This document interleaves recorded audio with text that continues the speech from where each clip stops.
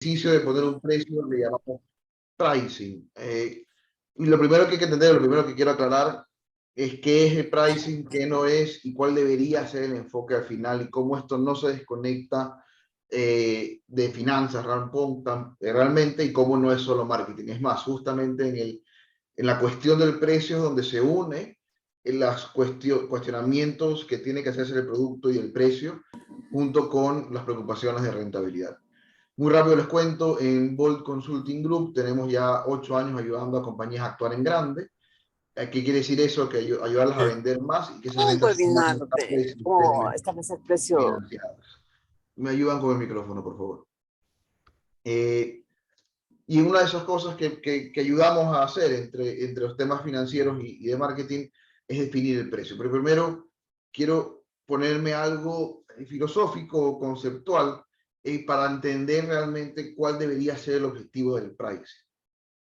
En el momento que una compañía existe, cuando arranca la compañía, lo primero que tiene que probarle al mercado es que lo que está vendiendo, es decir, prometiéndole a un potencial cliente o a varios clientes, tiene que cumplirlo. Es decir, tú vas a vender 20 cajas de este producto, tienes que cumplir con esas 20 cajas y con las características de ese producto. Entonces, complementando esa parte, esa va a ser la misión al principio y realmente durante toda la vida de la compañía, cumplir esa promesa de cantidad, de calidad y de producto. Pero va un poco más allá si lo queremos llevar a un tema más conceptual.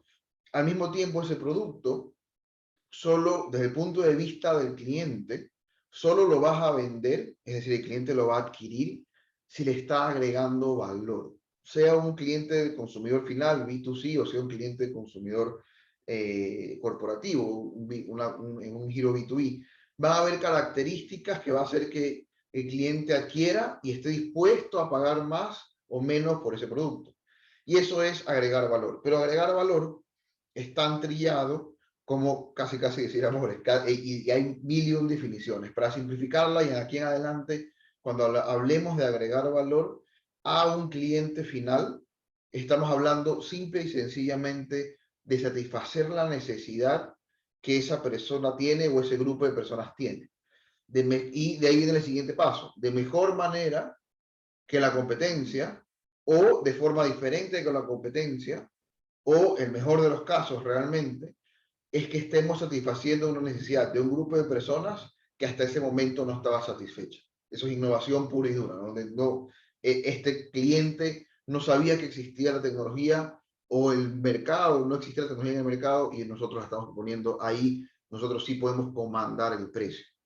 Entonces, al final el objetivo del pricing en esencia es entender cuál es el valor agregado, es decir, puede ser cuantificado en dólares. Si es una compañía B2B, le vendes una máquina, o le vendes un ERP, o le vendes un sistema, o le vendes una bodega, puede haber un beneficio cuantificable económico de haberte comprado ese sistema, por ejemplo. Se ahorra $1.000.000 o $500.000. Y ese es el valor agregado cuantificado, que es difícil de cuantificar en el día a día, pero para poner un ejemplo sencillo. Entonces, si está claro que eso es lo que le estamos generando de efectivo a este cliente, la siguiente pregunta es, ¿cuánto de ese valor que le estamos generando al cliente nosotros podemos capturar? Entonces, el primer objetivo del pricing es capturar parte de ese valor generado al cliente. Que otra vez, puede no ser cuantificable o difícil de cuantificar, como por ejemplo si vendes una botella de agua o estás vendiendo en un restaurante una comida a clientes finales, es difícil saber cuánto beneficio, porque no lo puedes cuantificar, le produce a esa persona comer ese plato que tú hiciste, porque es especial, y cuánto no le produce. Entonces ahí viene esa magia entre que sí es cuantificable, no, pero hay un valor agregado. Y en los restaurantes no solo es el plato, sino el servicio, y no solo el servicio, sino el lugar, y no solo el lugar, sino la ubicación donde está. Entonces estás dándole otro tipo de valores agregados estás satisfaciendo otro tipo de necesidades y no es solo la comida. Entonces un restaurante que es de lujo, está en una buena ubicación y es socialmente bien visto y todo el mundo ahí, va a tener un precio, pero no solo por la comida como tal, sino por todos los otros todas las otras necesidades de la persona que está cubriendo ese restaurante, que es de alimentación, que es lo básico, de ahí social, porque es un restaurante chévere, de ahí de comodidad, porque se siente bien en ese lugar, porque lo atienden muy bien. Entonces van a haber ciertas etapas donde el precio o el valor que estamos dando puede ir subiendo, comparado con un restaurante que sea muy práctico y diga, te doy la comida, no me importa dónde estás, la mesa ni nada, simplemente te doy la comida, vas a pagar mucho menos. No necesariamente porque vale menos, sino porque está satisfaciendo solo una necesidad muy tangible, muy específica, y que es necesidad de alimento. Pero si ya está satisfaciendo una necesidad de alimento, aparte de comodidad, aparte de social, pues el precio va a tender a subir. Entonces, lo difícil al principio y al final es intuitivo y lo hace el mercado muchas veces por nosotros, es definir cuánto valor agregado le estoy dando y el precio tiene que ser ese precio justo que captura una partecita o una parte de ese valor que estamos dando para nosotros, para que se quede dentro de la compañía y poder seguir dando ese valor al resto del mercado. Si es un B2B y estás vendiendo un sistema, a veces es más fácil porque lo puedes cuantificar. Tú dices, ok, si y contratas este sistema o este software de automatización, yo voy a ahorrarte 2 millones de dólares en el año. Yo te cobro solo una parte de eso, 100.000, 200.000, 50.000, lo que fuera, para esa cosa. Entonces, va a ser en ecuaciones cuantificables y en otras ecuaciones no. Mientras más cuantificable se lo hagas al cliente final, más fácil o más le hagas caer en cuenta de lo que está, del beneficio que está recibiendo, y no es un restaurante más o no es un software más, sino que hay una diferenciación, y lo vamos a ver más adelante, más fácil, entre comillas, va a ser comandar un precio. Entonces, el primer objetivo es esa función económica de marketing de capturar para nosotros algo del valor que está generando monetario hacia este cliente final. Pero el segundo objetivo es igual de importante. Primero, este tiene que cumplirse. Cronológicamente, esto tiene que ocurrir, porque si no, simplemente no vendes y se acabó. El segundo objetivo es más importante aún, o igual de importante, pero al final es lo que determina si el precio está bien o está mal. No solo si vendemos más o menos, que eso ahí estaremos hablando de market share, no solo ese es el objetivo de poner un buen precio y ser competitivo en el precio, sino de también cuidar el margen de la compañía. Al final, realmente todas las decisiones de pricing tienen que encontrar un equilibrio entre el tamaño de mercado que queremos tener, la cantidad de ventas que queremos tener, los mercados en los que queremos estar, versus que sea razonable y que sea posible y que sea atractivo el margen y la rentabilidad sobre la inversión que estamos haciendo para vender ese producto. Entonces, tiene que haber ese equilibrio. No puede haber una determinación de precio exclusivamente con estudios de mercado y exclusivamente desde el punto de vista de marketing con una entrevista, y no puede haber tampoco una determinación de precios solo desde el punto de vista financiero. Obviamente el de ventas, no el de marketing, no, porque no debería, aunque puede pasar, la persona de ventas va a querer, si es que especialmente le están pagando sus comisiones en función de los dólares vendidos, que es un error, pero lo podemos ver después. Si al vendedor le están pagando en función de los dólares vendidos, todo el incentivo que él tiene es bajar el precio para vender más cubo, más cantidad. Y ese va a ser su empuje. Y lo que va a pasar es que te va a decir, va a venir a usted y va a decir, jefe, el precio está muy caro, súbale, estamos fuera de mercado, el precio está muy caro. Ahí lo que puede estar pasando es que no está siendo claro, o no hay un trabajo de marketing detrás, donde diga que primero que el producto valga la pena traerlo, por un lado, si es que es un tema comercial, y por el otro, qué argumentos usar para que el vendedor pueda defender ese precio.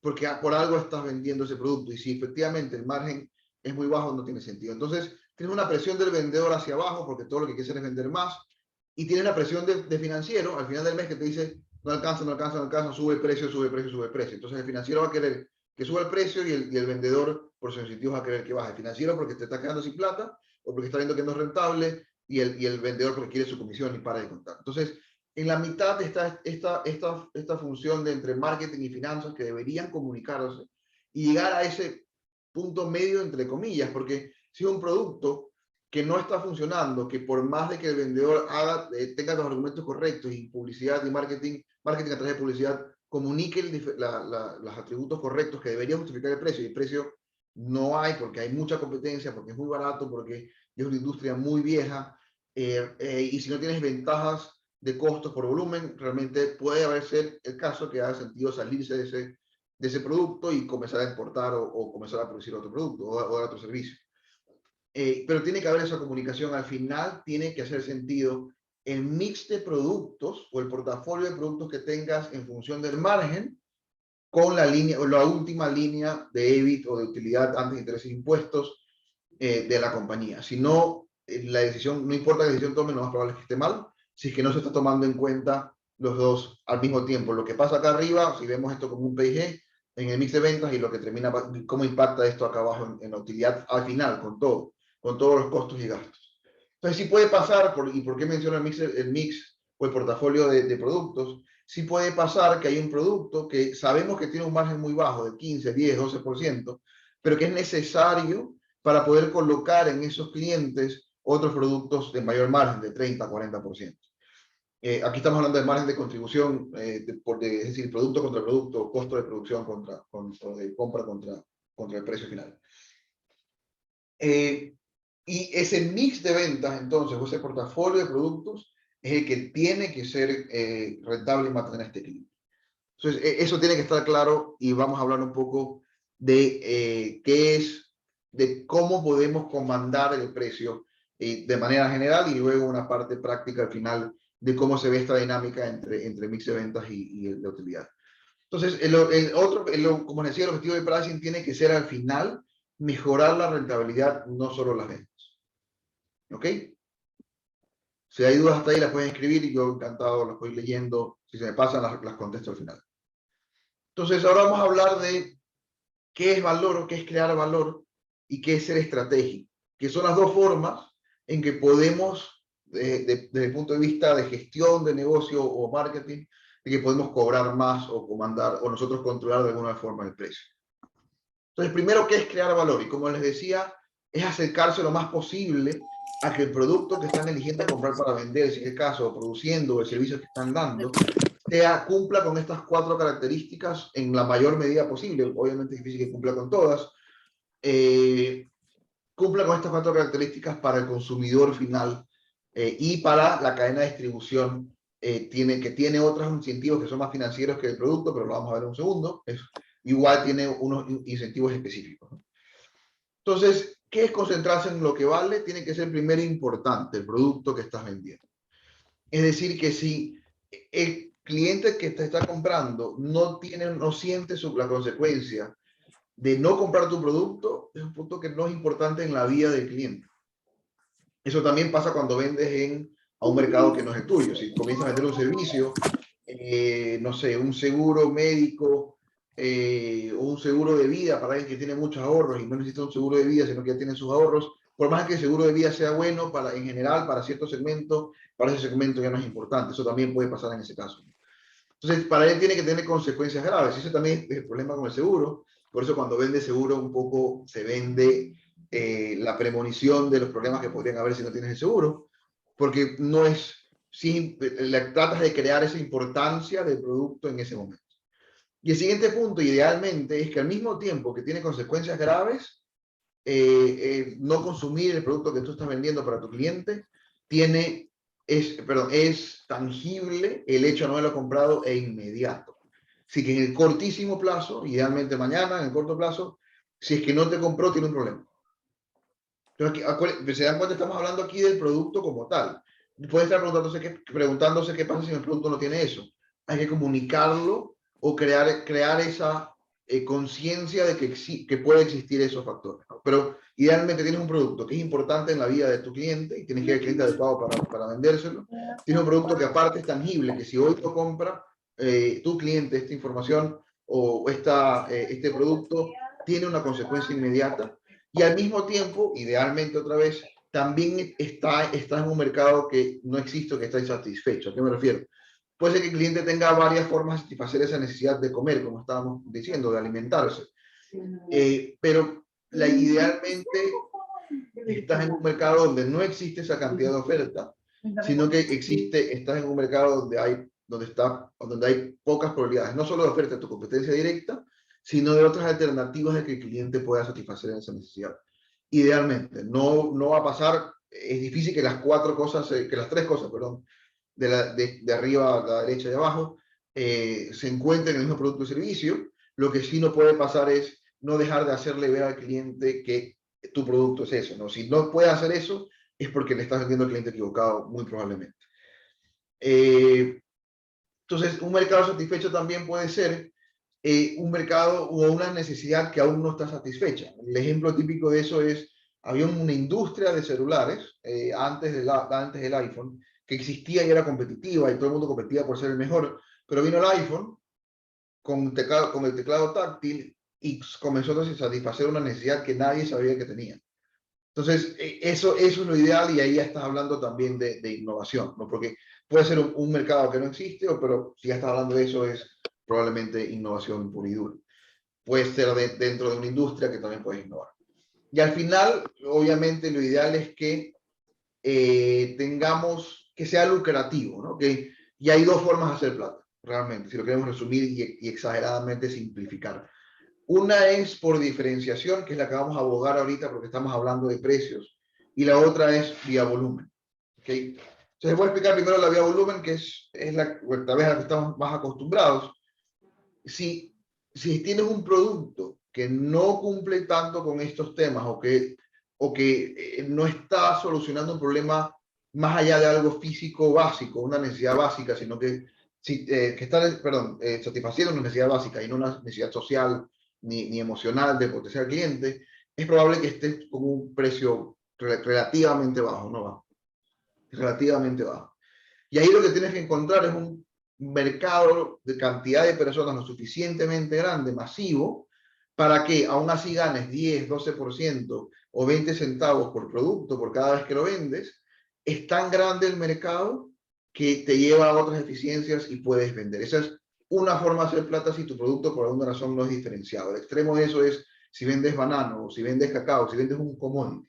Entonces, si vendes un commodity, ¿qué quiere decir un commodity? Que si yo voy y a comprar cacao en haciendas, yo cojo el cacao de una bolsa de una hacienda, me voy un kilómetro más allá, cojo otro, los comparo y son iguales, no es diferenciado, eso es un commodity. Me da lo mismo si compro de un kilómetro antes o un kilómetro después, más allá del kilómetro, es un commodity, por ende el precio no me importa, que me venda, la calidad no me importa, por el que me venda más barato lo voy a comprar. Entonces, si hay dos fundas muy parecidas de cacao, voy a comprar la que está más barata, para de contar. Entonces, ahí la estrategia es ser eficiente en costos y tener el volumen suficiente, que eso también te ayuda a la eficiencia de costos. Eso es que sea lucrativo el negocio vía volumen. Ahora, vía diferenciación, que es lo que nos vamos a concentrar y vamos a ver en un segundo, justamente tiene que ver con el tema de comandar el precio. Otro tema es que en ese escenario de commodities, muchas veces no controlamos el precio no nos ponen a nosotros en el mercado, porque hay tanto de eso que el precio es difícil de controlar. Maika nos pregunta cuál es el buen porcentaje de rentabilidad de un producto, 80% mínimo. Va a depender de la industria en la que estás, muchísimo, y del tipo de producto. Justamente ahí viene el otro tipo de producto.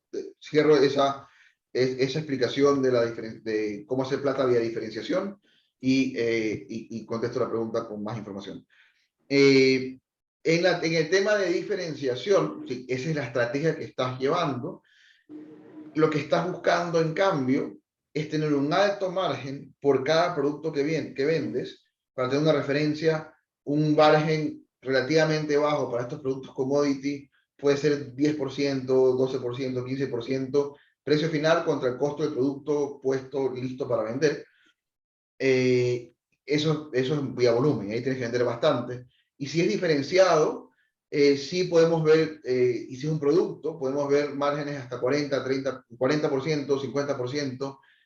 Llegamos a temas de 80% o 90% cuando son servicios muchas veces. También hay productos que se venden con ese margen, por ejemplo, restaurantes, famosamente, la materia prima, el insumo del restaurante, se lo multiplica por 3, es decir, por 3, 3, 3, 3, es decir, tienes un 30% de costo, un 70% de margen, pero va a depender mucho de la industria y va a depender mucho de esta diferenciación. Entonces, en diferenciación, lo que estás buscando es muy alto volumen, muy alto margen, perdón, en cada producto que vendes, y tienes que estar seguro de que hay suficiente gente, porque el mercado se va a hacer mucho más chiquito comparado con el masivo, suficiente gente que te va a comprar tal que al final la línea de utilidad que hablábamos arriba sí sea atractiva. Pero eso también va a depender no solo del mercado, sino solo del precio del mercado, sino Te dejo justificar. de notar, 15, 19 de mayo. Hola, me ayudan con el micrófono, por favor. Sí, no solo con el mercado, sino también con cómo le agregas valor al cliente. Y realmente, si es que nuestra estrategia de precios, perdón, es solo ver el precio del cliente, vamos a tender a entrar a guerras de precios. Y vamos a tender a no anticipar movimientos de la competencia y a estar sujetos a la eficiencia o no eficiencia de la competencia, porque en la medida en que la competencia comienza a ser eficiente, tiene incentivos para bajar sus costos, tiene incentivos para bajar sus precios. Entonces, si es que no puede, si es que no, si la estrategia de pricing es solo ver el mercado, nos estamos perdiendo de todo el otro lado de la ciencia de poner el precio, que incluye entender esto desde marketing, incluye hablar con clientes, y si se dan cuenta, todo esto no es otra cosa que empatía con el cliente. Es entender, ponerse en los pies del cliente y decir, ok, ¿qué te hace falta para comprar este producto y no comprar el otro? Si te sabes que si me dieras esto fuera genial, dale, si te doy esto, ¿cuánto más estuvieras dispuesto a pagar? Porque solucionas realmente un problema. Y comienzas a ver eso por cliente. Puede ser, si no están atacando al cliente final y tienen una cadena de distribución, obviamente hay dos temas ahí. El producto que estás vendiendo igual tiene que ser bueno para el usuario final, pero en la cadena, ¿por qué? Porque la cadena lo primero que te va a preguntar es, oye, pero este producto rota o no rota. Y la pregunta de rota o no rota, se vende o no se vende, sale o no sale, es si es que a la gente le gusta. Entonces, igual tienes que cuidar que ese producto que estás comprando tenga esas características. Y muchas veces darle un poco más al cliente de lo que está recibiendo. Si es un producto, muchas veces agrega servicios alrededor de eso para ganar más o para mejorar el precio. Si es un servicio, muchas veces vendes un producto. Entonces, ¿qué es el otro factor que también agrega valor o que nos permite ser estratégicos y por ende comandar un precio? Es competir estratégicamente y no competir para ser el mejor. Es contraintuitivo cuando nos dicen, no, no tienes que competir para ser el mejor, tienes que competir para ser percibido como único.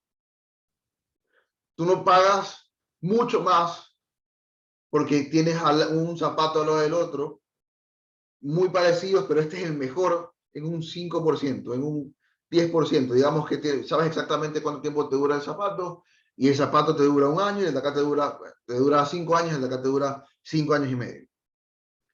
Y este zapato objetivamente es el mejor, o 6 años, o 7 años, incluso 10 años. No vas a estar dispuesto a pagar tanto más por este zapato, que es mucho mejor que el otro zapato que tienes al lado. Estás dispuesto a pagar por el otro, el tercer zapato, que es único, que nadie más tiene, que por alguna razón muy poca gente tiene, o que tiene algo más que satisface una necesidad diferente a estos dos zapatos. Estos zapatos son muy parecidos, simplemente cambia la vida útil, y viene un tercer zapato, que es el que está compitiendo estratégicamente, y es muy diferente porque está satisfaciendo una necesidad que tú no sabías que tenías. Por ejemplo, se vendieron un montón, aunque dejaron de tener éxito porque no se renovó. Estos zapatos Tom, si no me acuerdo, si no me equivoco, que cada vez que compraban un zapato que no era tan caro, ellos donaban algo a una fundación. Eso es todo lo que estaba haciendo.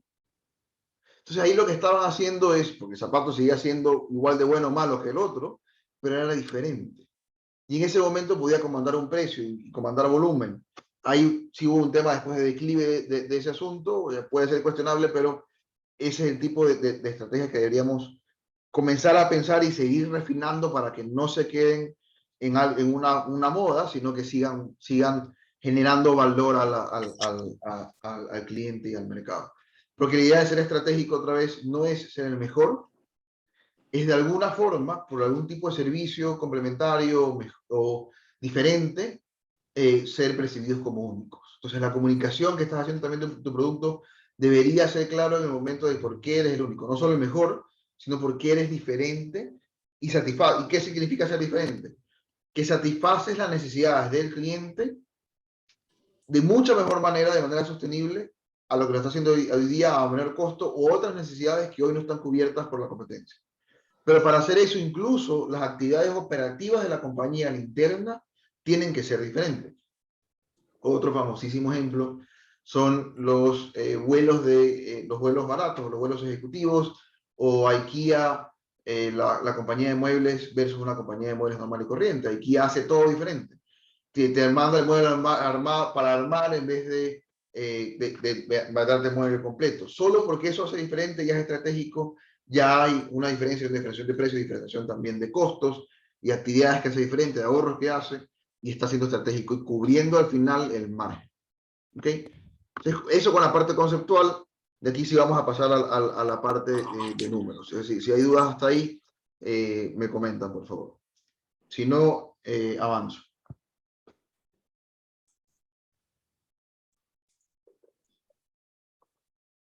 Okay, entonces, una forma de ver rápida de modelar la operación de tu compañía para poder tomar estas decisiones rápidas de pricing. Puede haber al momento de ya de tomar una decisión, especialmente depende del impacto, si es algo que el 40% de tus ventas, sí hay que hacer estudios, sí hay que hacer entrevistas, sí hay que hablar con clientes, pero con el enfoque de no de que el estudio me diga el precio.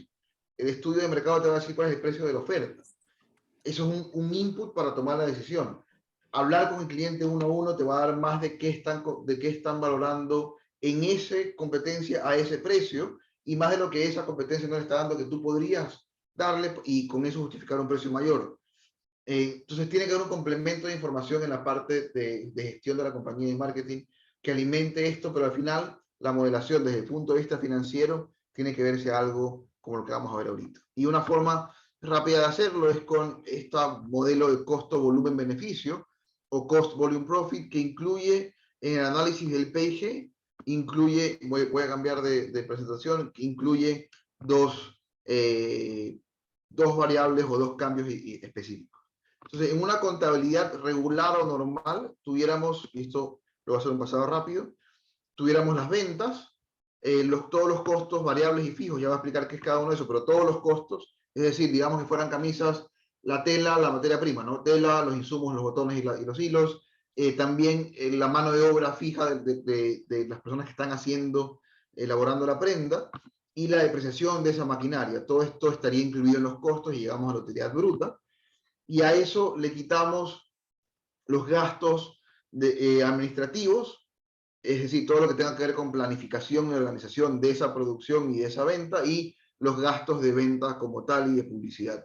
Pueden ser variables o fijos y la depreciación de los activos que se usen para esos fines. Y llegamos a la utilidad operativa, es decir, utilidad antes de quitarle intereses e impuestos, y ahí llega la utilidad neta, pero lo que nos importa ahorita es la utilidad operativa, que en inglés es Earnings Before Interest and Taxes, por eso es EBIT, utilidad antes de intereses e impuestos. Esto es la contabilidad normal. ¿Qué es lo que vamos a hacer o qué deberían pedirle al contador? Es ayúdame a identificar cuáles de estos costos son variables y cuáles son fijos. ¿Qué son variables y fijos? Por costos o egresos, vamos a hablar de costos y gastos. Pero el egreso variable se comporta de la siguiente forma. El egreso variable, y esa es la primera separación que hay que hacer, en la cuantía mensual, al final del mes, cuando sumas todas las facturas de ese rubro, digamos, tela, varía directamente o muy en proporción a lo que varía el volumen de producción o venta del producto que estás haciendo. Si eso ocurre, es un producto que tiene un comportamiento variable en función de las ventas o de la producción. ¿Cómo se ve eso en un gráfico? Si el volumen, que es la barra azul, va subiendo, el costo al final del mes va a ir subiendo y si comienza a bajar, va a bajar. Se lo puede medir también como un porcentaje sobre ventas, que es la forma financiera, por decirlo así, de verlo. Esto es en números, si la compañía tiene diferentes niveles o escenarios de producción o venta, llega de 1000 a 4000 a 4100 y comienza a bajar, el costo total, el costo variable total, comienza a 7750 y termina al máximo 29000 y baja a 27000 cuando el volumen comienza a bajar. Aquí lo curioso, lo vamos a ver más adelante, el costo unitario o el porcentaje sobre las ventas, lo vamos a ver, debería mantenerse igual si es que no hay cambios en costos de proveedores ni nada por el estilo. Entonces esa eficiencia hay que medirla. En cambio, el costo fijo se comporta diferente. El egreso mensual, al final, la suma de todas esas facturas, se mantiene más o menos igual en un rango o escalones, indistinto de, no sigue el patrón del aumento o caída de volumen. El total mensual, ¿no? Entonces, en este mismo ejemplo, igualito, llegamos a 1000, a 4100 máximo, a 3800 al final del periodo. y el costo mensual se mantiene. ¿Okay? Pero el costo mensual por excelencia, el costo fijo, perdón, por excelencia es el alquiler, ¿no? El alquiler tienes que pagar, vendas 1.000 o 3.500.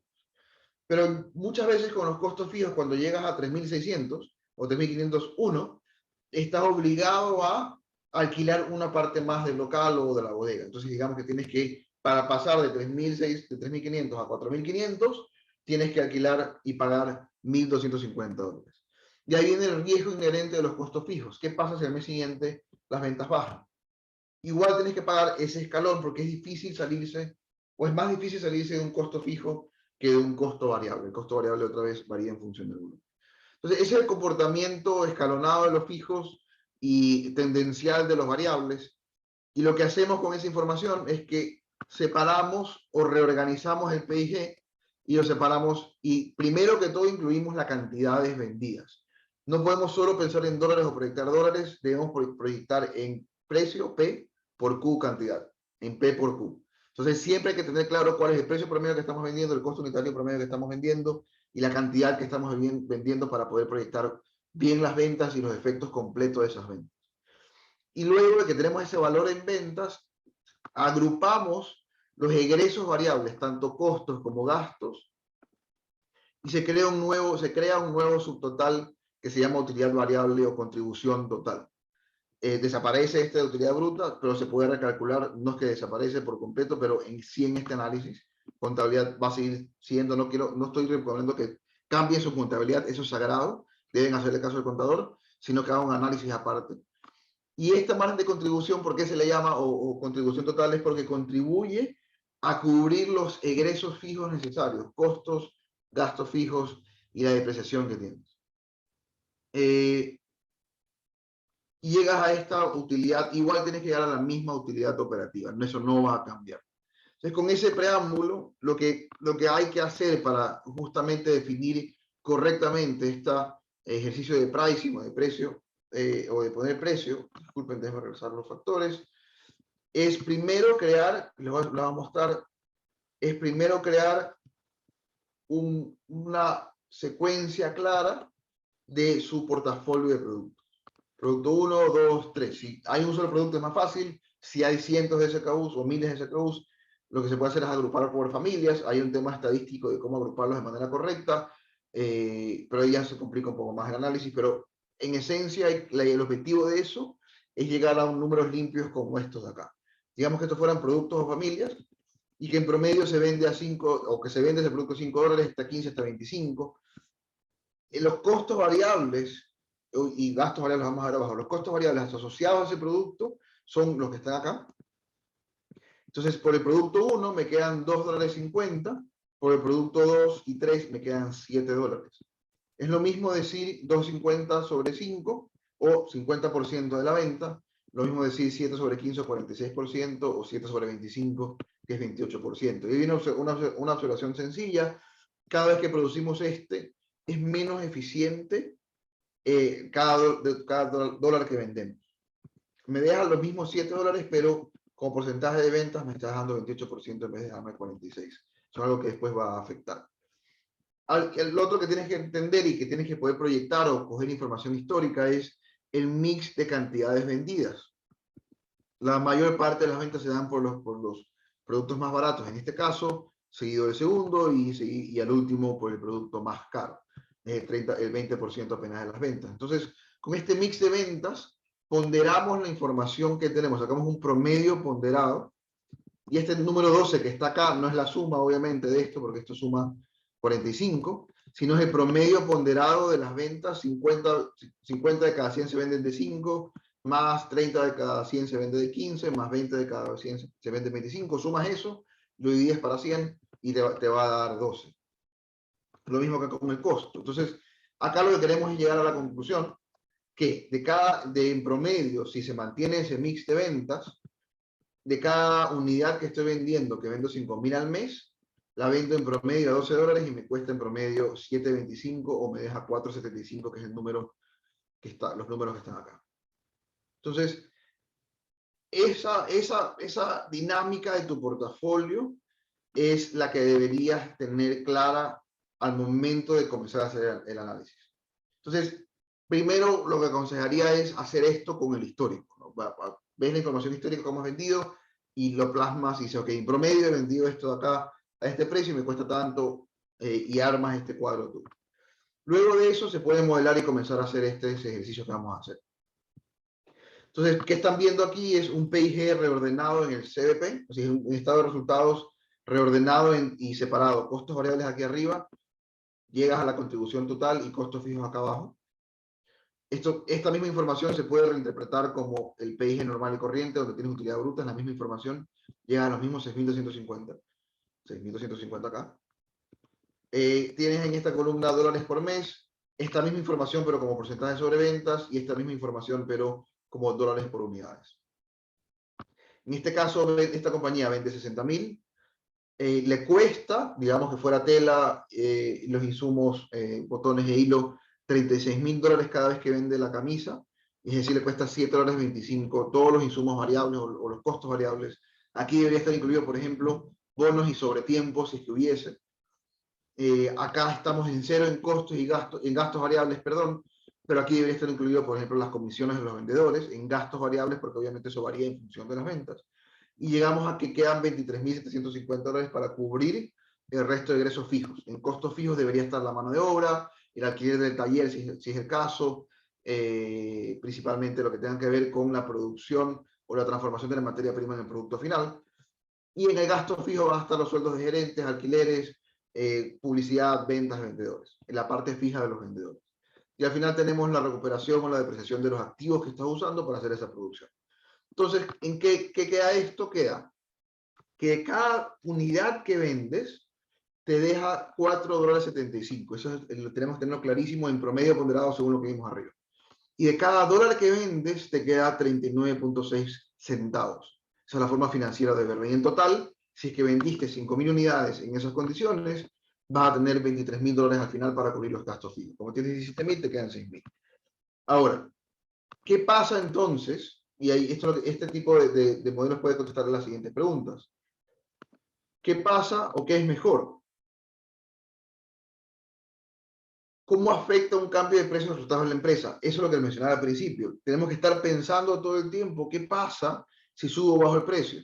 Es mejor subir el precio o subir las cantidades. Si necesito gastar dólares adicionales, ¿qué tengo que hacer o cómo lo evalúo para vender más o para subir el precio? Entonces, si sube el precio y no pasa nada más, ahí lo que quiero anotar, obviamente vamos a ganar más en utilidad operativa. Si sube un precio del 10%, de 12 a 13,20, voy a vender la misma cantidad, pero voy a vender más dólares. Y al final voy a ganar casi el doble en la línea final. Pero lo que está pasando son dos cosas. Está aumentando la cantidad de dólares de contribución total, no porque la cantidad sube, sino porque el precio sube y por ende el margen, la eficiencia de cada unidad que estás vendiendo está mejor. Entonces no está subiendo porque estás vendiendo más, está subiendo unidades. Si estás vendiendo más dólares, no estás vendiendo más unidades, sino que se está quedando perdón, más dólares cada vez que vendes una unidad. Y esa dinámica tiene que estar clara de qué es lo que está causando ese aumento, cuál es el efecto de eso.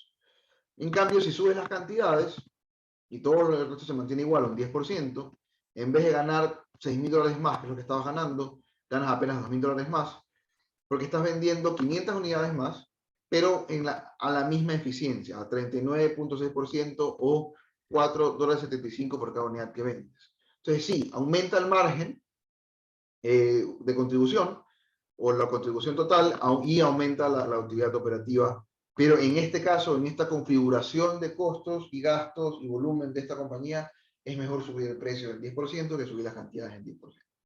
Obviamente va a haber un equivalente, ¿no? Subir el precio en 10% me ayuda a ganar $6.000 más, tuviera que vender 20% más, 30% más, 28% más para llegar a ganar $6.000 más. Entonces, ahí es lo que de equivalencia, ahí te da lo mismo. Lograr subir 10% el precio y mantener las ventas, o con el precio que tienes ahorita, aumentar 28% las ventas. Y ahí viene el juego del tema del precio. Entonces, sí es mejor en esta configuración, eso tiene que hacerlo con sus números, en esta configuración subir el precio un 10%. Pero ahí nos enfrentamos con la realidad del modelo. Hemos hecho con la realidad y tratamos de interpretar a través del modelo. Normalmente, y esto se llama elasticidad de la demanda o demanda elástica, cuando subimos el precio y hay una variación del precio, la cantidad vendida también va a variar normalmente. Entonces, si es que subimos el precio del 10%, la siguiente pregunta que hay que hacer en el modelo es, ok, ¿cuánto es lo máximo que puede bajar la cantidad que venda? ¿Cuántos clientes puedo perder o cuánto se va a reducir lo que me compra cada cliente si subo el precio? ¿Cuánto es lo máximo? Porque es difícil y muchas veces poco práctico, a no ser que sea cientos de millones de lo que estamos hablando, medir estadísticamente cuál va a ser el efecto. Pero entonces puede hacer, pero una opción suficiente es hacer este tipo de sensibilidades, ¿no? Que sube el precio 10%, lo máximo para que esto sea $3,000 más en vez de $6,000 más, que puedo bajar los costos, es bajar la cantidad vendida, perdón, es no 20% porque nos da lo mismo, no sería buena idea. Lo máximo que puedo bajar es 10% de la cantidad. Entonces, si es que voy a subir de 12 a 13.20 el precio unitario, lo máximo que puedo dejar de vender por ese movimiento estratégico de precios es 500 unidades. Si ustedes creen que eso es razonable, o sus vendedores, que son los que están en la cancha, creen que eso es razonable, es un riesgo que puedes correr. Si no, es mejor no hacerlo. La otra y más normal situación con precios es qué pasa si le doy descuento a los clientes o no le doy descuento a otros. Si te das un descuento generalizado que en promedio termina siendo un 5% menor. Si no haces nada más, obviamente vas a perder plata. Entonces la siguiente pregunta es, ¿cuánto más tengo que vender para al menos quedar en 6.000, que es lo que tenía?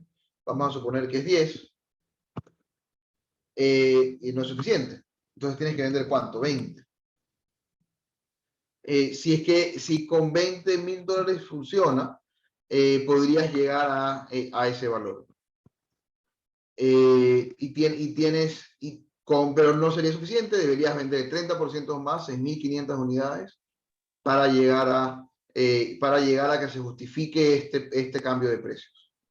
Entonces, en ese sentido, esta es la dinámica que debemos llevar y cuidar al momento de poner precios de forma práctica, que es armando un portafolio de producto y armando estas sensibilidades. Veo un par de preguntas, la grabación sí se queda. Con eso cerramos por hoy. Realmente, para no quitarles más tiempo, acá en esta página, esta dirección, que también Gabriel nos va a ayudar copiando en el chat, o se lo mandamos por mail al final, pueden ver herramientas parecidas a esta, y esta video sí se graba. Esa es una pregunta. La siguiente de Justo es, en el ejercicio puedes visualizar la elasticidad del precio, porque normalmente sube el precio, baja el volumen, correcto. Sí, eso es lo que, ya, creo que nos adelantamos. O saber hasta qué precio aguanta el producto. Sí, justamente ese justo es los escenarios que estábamos armando, creo que contesté la pregunta ya, y esa sensibilidad es la que hay que tener claro, y eso lo que te permite es poner objetivos a los vendedores e ir evaluando semana a semana o mes a mes el precio y la recepción de ese precio, ¿no? ¿Cómo llego al precio? Lisa me pregunta cómo llegas al precio de venta. Un buen punto de partida, si no tienes información histórica, que asumo que ese es el caso, Lisa, de ventas anteriores que hayas hecho, hay un buen punto de partida si es el precio del mercado. Que está vendiendo, que tenga una calidad parecida, en una plaza parecida a lo tuyo, donde vas a vender la competencia. Así, porque no vas a llegar a vender, si es que es muy parecido el producto, como decíamos, algo más caro sin que se justifique ese precio adicional con una satisfacción adicional, ¿no? Elisa me pregunta que está viendo cuánto le cuesta y ganaba 125%. Ahí hay una aclaración que sí quisiera hacer en el tema de margen y markup. Es simplemente una aclaración aritmética. Cuando dices que gana 125%, estás pensando lo que le estás ganando al costo. Dices, yo lo compro a 10 y lo vendo a 12.50 o algo por el estilo. Pero no es lo que te está quedando de cada dólar que vendes. Por eso acá ves 39%, y por eso este número de margen, de cuánto te queda al final, nunca va a ser mayor que 100. Y ese es el número que deberías evaluar al momento de hacer proyecciones, porque eso es lo que te queda para luego cubrir costos fijos. Pero realmente no es algo complejo, simplemente es un tema de equivalencias entre esta que te acabo de explicar, que se llama margen, y markup. Margen parte de cuál es el porcentaje que te queda sobre ventas, y un markup o otro tipo de cálculo es si sabes el costo, por qué factor lo multiplicas para llegar al precio que quisieras.